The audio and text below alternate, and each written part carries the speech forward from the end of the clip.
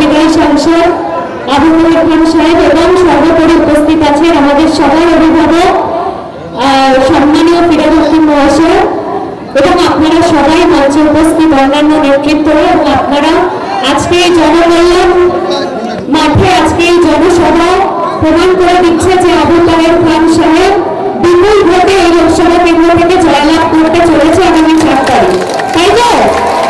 কারণ মনে রাখবেন এই নির্বাচনটা কিন্তু আপনার বাড়ির সামনে রাস্তা বা কল বসানোর নির্বাচন না।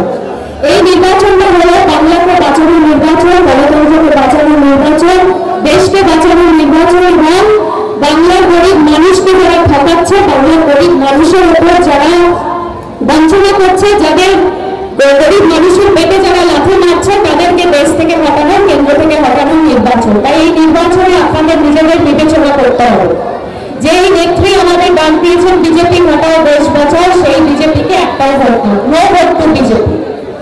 আর এই কংগ্রেস আর সিপিএম যেই জোট বেঁধেছে এবং ভোট পাকাচ্ছে, যত জোট বাড়বে যত ভোট পাকাবে তৃণমূল কংগ্রেসের ভোট তত বাড়বে। কারণ আপনারা দেখেছেন 34 বছর সিপিএম এর অত্যাচার, শাসনের নামে শোষণ এবং বিধানসভায় যেটা সাহেব বললেন, আবু তাহের খান সাহেব বললেন যে বিধানসভায় শূন্যতায় একটা দল সিপিএম এবং কংগ্রেস, ওরা লজ্জা করে না, বিধানসভা পর্যন্ত যেতে পারে না, পশ্চিম বাংলায় নিজেদেরকে বিরোধী দল হিসেবে প্রমাণ করতে পারে না। যারা কলকাতা পর্যন্ত যেতে পারে না বিধানসভায়, তারা দিল্লি যেতে পারবে না। দিল্লি অনেক দূরে, দিল্লি বহুত দূরে, দিল্লি কা লাড্ডু ইতনা আসানি সে মিলতা নেই, তাই তো?